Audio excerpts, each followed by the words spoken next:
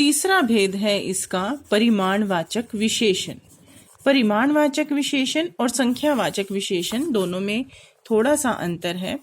परिमाण का अर्थ होता है मात्रा, ठीक है। उस मात्रा को माप तोल किस तरह से करेंगे वो हमारा होता है परिमाण। इसमें एक बात ध्यान रखने योग्य है कि परिमाणवाचक में भी कोई ना कोई संख्या अवश्य आएगी, लेकिन उस संख्या के साथ कोई ना कोई मेजरमेंट यूनिट जरूर लगी होगी। कैसे? अगर हम कहें मेरे पास 2 पेन है, तो सिर्फ इसमें संख्या आई है हमारे पास 2, तो ये संख्यावाचक है। अगर मैं कहूं मेरे पास 2 किलो घी है, संख्या इसमें भी आई है, 2 संख्या इसमें भी आई है, लेकिन इसके साथ मेजरमेंट यूनिट भी लगी है किलो। तो ये जो है 2 किलो पूरा का पूरा, ये क्या है हमारे पास परिमाणवाचक विशेषण। क्यों 2 मेजरमेंट यूनिट लगानी पड़ी? क्योंकि घी की बात हो रही है। इसमें जो विशेष्य होता है उसको हम नंबर्स में काउंट नहीं कर सकते, 1 2 3 में काउंट नहीं कर सकते, उसको हमें मापना तोलना पड़ता है और उसके लिए कोई ना कोई मापने तोलने का एक परिमाण लेना पड़ता है। घी की बात हुई तो 2 किलो। अगर हम पानी की बात करें तो पानी गैलन में आएगा, मेरे पास 2 गैलन पानी है, मेरे पास 2 टन है। इसी तरह से अगर हम चावल की, गेहूं की बात करें तो ये भी ग्राम, किलोग्राम, इन सब में आएगा। तो हमेशा ध्यान रखने योग्य बात यह है कि परिमाणवाचक में संख्या के साथ कोई ना कोई मेजरमेंट यूनिट लगी ही होगी। इसके भी आगे 2 भेद हैं। निश्चित परिमाणवाचक विशेषण, निश्चित यानी कि सर्टेन। जब हम पर्टिकुलर होते हैं, हमारे पास कितना मापतोल है, 2 किलो है, 2 गैलन है, 10 ग्राम है, 10 किलोग्राम है, तो ये होता है निश्चित परिमाणवाचक विशेषण।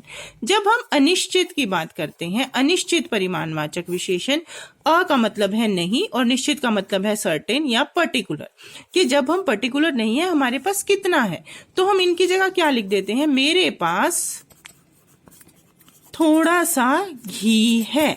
अब वो थोड़ा सा कितना है, 100 ग्राम हो सकता है, 50 ग्राम हो सकता है, 250 ग्राम हो सकता है, 2 किलो, 10 किलो, कुछ भी हो सकता है। तो ये जो थोड़ा सा शब्द है ये क्या है हमारे पास परिमाणवाचक विशेषण। परिमाणवाचक विशेषण और संख्यावाचक विशेषण अगर हमारे पास आ जाता है कि अनिश्चित संख्यावाचक है या परिमाणवाचक है, हमने यह छांटना है, तो हम सबसे पहले विशेष्य को देखेंगे। अगर वो विशेष्य कोई ना कोई माप तो लेता है तो वो परिमाणवाचक होगा।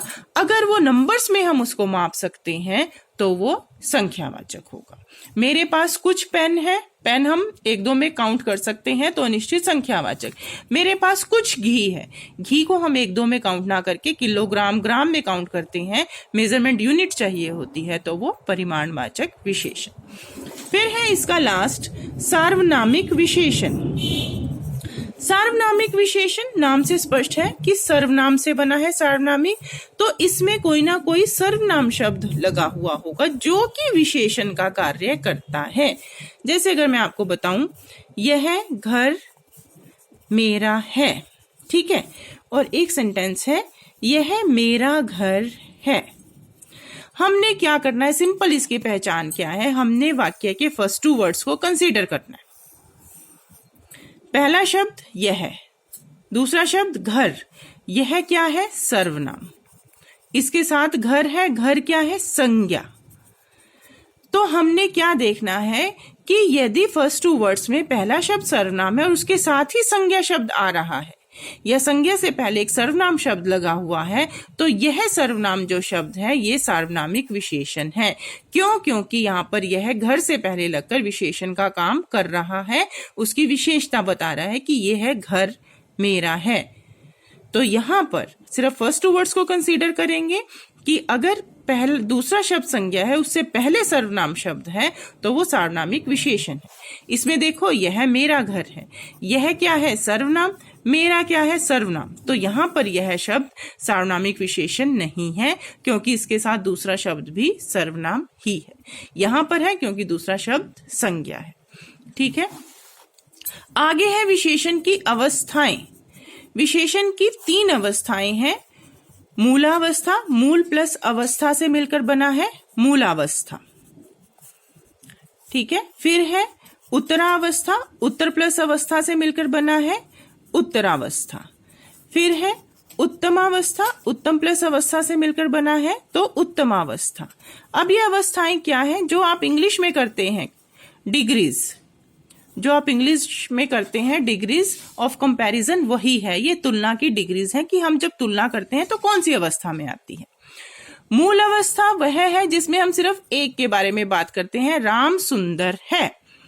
उत्तरावस्था जब हम दो की तुलना करते हैं, राम श्याम से सुंदर है, यहां पर दो की तुलना की गई है तो यहां पर उत्तरावस्था है। उत्तमावस्था जब हम दो से ज्यादा की तुलना करते हैं, वो 3 भी हो सकते हैं, 10 भी हो सकते हैं, 100 भी हो सकते हैं। जैसे अगर हम कहें राम कक्षा में सबसे सुंदर है, तो यहाँ पर कक्षा में 30, 40, 50 बच्चे भी हो सकते हैं, उनमें से राम की तुलना की गई है तो यहाँ पर उत्तमावस्था है। मूलावस्था 1 की बात की जाती है, उत्तरावस्था में 2 की तुलना और उत्तमा में 2 से अधिक की।